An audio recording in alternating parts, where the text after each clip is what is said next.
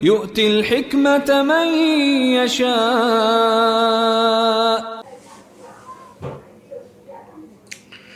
السلام عليكم ورحمة الله وبركاته.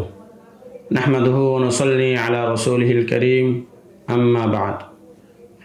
এই দরসে আমরা গুরুত্বপূর্ণ তিনটি জিনিস নিয়ে আলোচনা করব, যেটা তবাকায়ে ফুকাহার সাথে সংশ্লিষ্ট।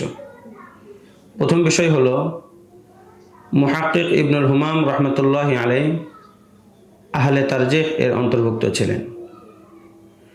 এ ব্যাপারে আল্লামা ইবনে নুজাইম রহমতুল্লাহি আলাইহির বক্তব্য থেকে বোঝা যায়, আল্লামা ইবনুল হুমাম রহমতুল্লাহি আলাইহি কমপক্ষে আহলে তারজিহ এর অন্তর্ভুক্ত ছিলেন। তিনি অনেক গভীর এলেমের অধিকারী ছিলেন। তার ব্যাপারে তার সমসাময়িক উলামায়ে কেরাম অনেক প্রশংসা করেছেন।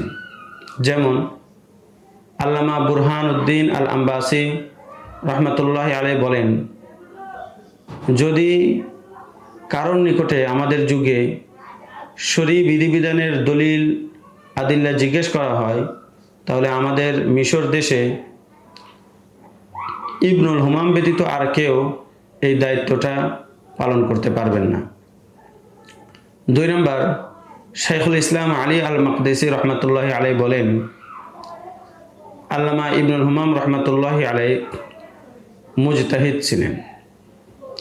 সাহেবে নাহার, সাহেবে দুর্রে মুখতার এবং আল্লামা আব্দুল হাই লখনবী রহমতুল্লাহি আলাইহি একই কথা বলেছেন। সুতরাং বোঝা গেল আল্লামা ইবনুল হুমাম রহমতুল্লাহি আলাইহি কমপক্ষে আহলে তারজিহ এর অন্তর্ভুক্ত ছিলেন। ফুকাহায়ে মুতাকাদ্দিমিনদের মুখতালিফ আকওয়ালের মধ্য থেকে একটাকে আরেকটার উপরে তারজিহ দেওয়ার যোগ্যতা রাখেন। সুতরাং পরবর্তী উলামায়ে কেরামের জন্য, মানুষদের জন্য মাযহাবের আকওয়ালের মধ্যে সীমাবদ্ধ থেকে আল্লামা ইবনুল হুমামের তাহকিকাত এবং তারজিহাত গ্রহণযোগ্য হবে, সেগুলোর উপর আমল করা যাবে। তবে উনি যদি মাযহাবের ইমামদের আকওয়ালের বহির্ভূত কোনো কওল অবলম্বন করেন, সেটা আমলযোগ্য হবে না। যেমন তার ছাত্র আল্লামা কাসিম বিন কুতলুবগা বলেছেন, আমার উস্তাদ শাইখ ইবনুল হুমামের কিছু তাফাররুদাত রয়েছে যেগুলো মাযহাবের আকওয়ালের বহির্ভূত, সেগুলো আমলযোগ্য নয়। 2 নম্বর বিষয় হলো আল্লামা ইবনুল হুমাম রহমতুল্লাহি আলাইহির বিশিষ্ট ছাত্র আল্লামা কাসিম বিন কুতলুবগা রহমতুল্লাহি আলাইহি, তিনিও আহলে তারজিহ এর অন্তর্ভুক্ত ছিলেন। এর প্রমাণ হলো আল্লামা কাসিম বিন কুতলুবগার একটি রিসালা রফউল ইশতিবাহ আন মাসআলাতিল মিয়াহ এর ভূমিকায় তিনি বলেন, আমাদের উলামায়ে কেরাম বলেছেন, যে ব্যক্তির মধ্যে দলিল সম্পর্কে চিন্তা গবেষণার যোগ্যতা রয়েছে, তার জন্য দলিল সম্পর্কে চিন্তা গবেষণা না করে কোনো একটা মাসালা মেনে নেওয়া, আমল করা জায়েজ নেই। এই জন্য আমি সাধারণ কিতাবের উপর ভরসা না করে প্রত্যেকটা আহকামের দলিল আদিল্লা সম্পর্কে অবগত হওয়ার চেষ্টা করেছি এবং আলহামদুলিল্লাহ আমি মাসাইলের দালাইল সম্পর্কে অবগত হতে পেরেছি। এখান থেকে বোঝা যায় যে উনি মাসাইলের দালাইল সম্পর্কে বিস্তারিতভাবে ইলম রাখতেন, সুতরাং ওনার মধ্যে তারজিহের যোগ্যতা ছিল। 2 নম্বর হলো উনি বলেন, আমি ইমাম তহাবী রহমতুল্লাহি আলাইহির প্রসিদ্ধ মাকুলা এর সমর্থন করি। ইমাম তহাবী রহমতুল্লাহি আলাইহি বলেছেন, লা ইউকাল্লিদু ইল্লা আসাবিয়্যুন আও গাবিয়্যুন, যে ব্যক্তি নির্বোধ, এলেম নাই অথবা পক্ষপাতী করে, এছাড়া আর কেউ তাকলিদ করে না। অর্থাৎ যে ব্যক্তির মধ্যে দলিল সম্পর্কে চিন্তা গবেষণার যোগ্যতা আছে, সে তাকলিদ করে না।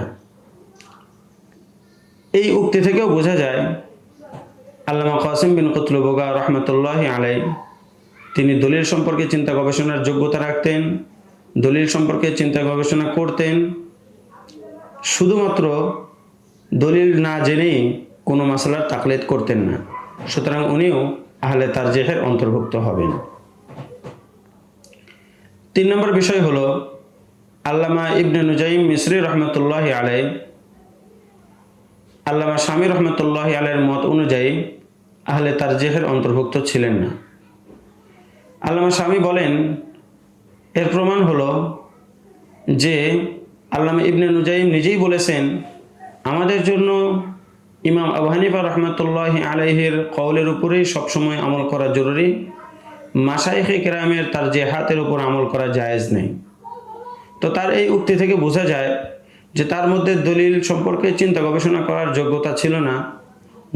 যোগ্যতা থাকলে সর্ব অবস্থায় ইমাম আবু হানিফা রহমতুল্লাহি আলাইহির কওলের উপর ফতোয়া হবে।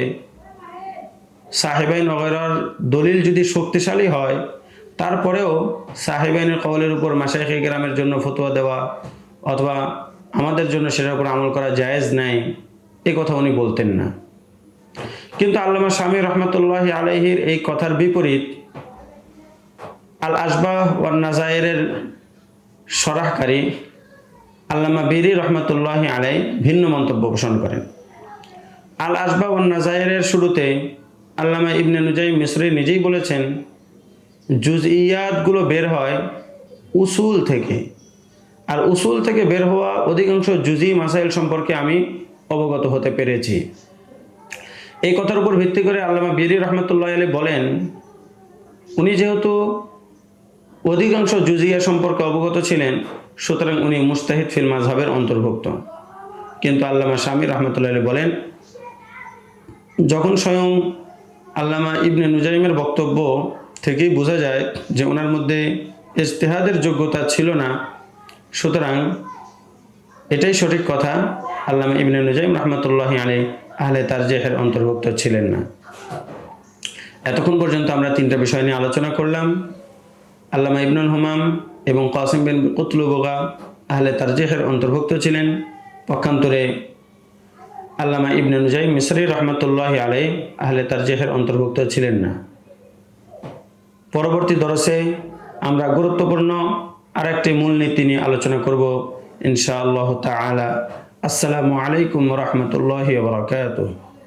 يشاء ومن يؤت الحكمة فقد أوتي خيرا كثيرا وما يذكر إلا أولو الألباب